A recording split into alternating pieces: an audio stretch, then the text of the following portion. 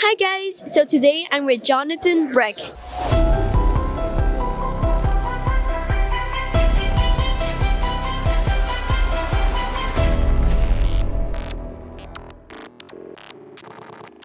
How are you doing? I'm great. How are you doing, Gaby? Pretty good, pretty good. Yeah, you say hi to my friend here too? Hi. Yeah, there you go. There you go. Well, pretty we'll creepy. get him in the interview right here, right? So, all right. It's pretty creepy, but I love it. Good. First question. When the Jeepers Creepers song played on the radio, did you time the move to the music? Like a slow head tittle so the audience goes, oh, he hears it too? I love that song. I've always loved that song. Actually, when I hear it on the radio now, I kind of whistle along with it. Yeah.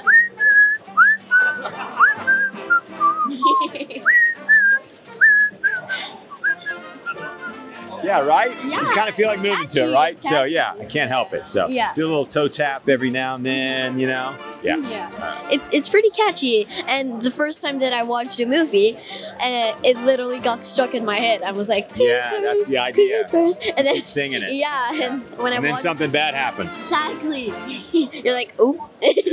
Second question: the Creeper's truck feels like a character. What sound inside it helped you settle into hunter mode before the take? Well, so I didn't really drive the creeper truck. Yeah. Right. So, but I agree with you. The creeper's truck is a character totally unto itself, you know? So I didn't really hear a sound in the truck or anything like that because I wasn't in it. But what helped me get into character was the makeup process. So this makeup process is like 7 hours to get into this, right? So you can imagine sitting in a makeup chair for 7 hours? It's a long time, right? Yeah. So I would really use that time to kind of meditate, to drop into character. With each time I'd see more of my face disappear, because this is real makeup, right? Yeah. So each eye was like, 5 individual pieces. And so they would glue a piece on, then they would glue another piece on. So I would gradually watch myself kind of disappear with each subsequent piece. And with each piece, I would just drop further into character kind of thing, you know? Yeah. Is that your question, kind of? How did I get into it? Yeah, you got it. Okay. Wow, I feel like I'm being watched right now. It's so creepy. Well, you know, he is here. I mean, he is So, here. yeah, exactly. So, yeah. Third question, sorry. In the cornfield chase, did you ever plant your foot on weight on purpose to make us feel he has all night? What shot is that? Oh, so, okay. During the cornfield, it's a good question. So the field was actually plowed. Okay. So it had like hills in it. So when I was running, I'd go up and I'd go down. And I'd go up and I'd go down. And that was, it's really hard. I don't know if you're fans, if you guys are watching this, if you live on a farm, if you've ever tried to run on a plowed field, it's not too easy. Yeah. But they like to give the creeper a challenge, you know. So that's what happened with that show. So. And also what I like about Jeepers Creepers, it's like so original. Like you won't see other movies like that. You see like the weapons that he uses. Yeah, Like then I made myself. Yeah. so cool. Like Yeah. when I saw them like for the first time, I was like, oh, that's amazing. Well, it's So- really hard to make an original monster movie. Yes. I think, you know, we've Yeah, seen that's so why. much out there, right? Exactly. That's why, you know, making an original character look original and have an original storyline in horror is really, really hard to do. And I think I was lucky to be involved in a project like this. And I think the fact that the fans have continued to appreciate it 25 years later really kind of speaks to the fact that it was fresh and original, you know? Yeah, for sure. Fourth question. Heavy makeup time. Which tiny muscles, finger curls, jaw set, or shoulder rises became your best talking tool when your face couldn't? Oh, Does the I talking- see what you're saying. Yeah. So, okay, so this is great. So you're right. So I don't have any lines. So I have to communicate with gestures and with face, and that's what you're trying to say, yeah? Sorry, I was like myself, wait. I don't really know. That's a really great question, by the way, first of all. I don't get asked that question a lot. But I don't really think about it in terms of I have a feature that I go to. Like I'm thinking about, I'm acting like I would any other acting role as the creeper. So I'm thinking it, and what comes out just comes out. It's like I don't really plan it, you know? So if there's a twitch of my shoulder or something like that, I'm not doing it on purpose. It just happens because I'm thinking about what would the creeper do here? Yeah. And then reacting, you know? You know how when you have a thought and it comes into your head, you have to react to it. You don't really think, okay, am I going to do my twitch here? I mean, not, you know, it all comes right from here, straight out. If you're doing it right? You're not thinking about it, you know?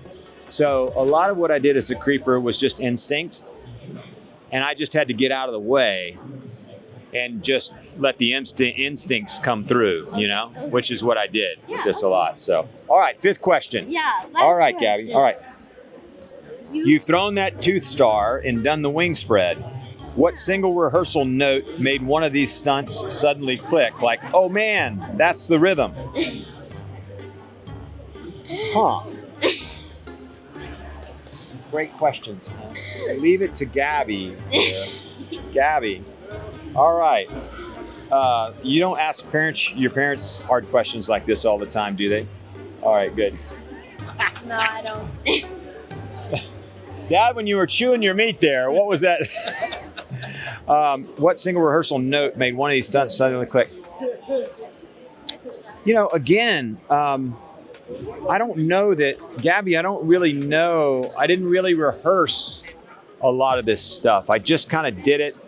I guess I was lucky with this character because for whatever reason, it made sense to me. Okay. Do you know what I mean? Like the instinct, right? So how would the creeper throw the throwing star? Well, I know exactly how he would throw the throwing star, and I don't really know how I know, but I just know I know, you know? And so this character really clicked for me.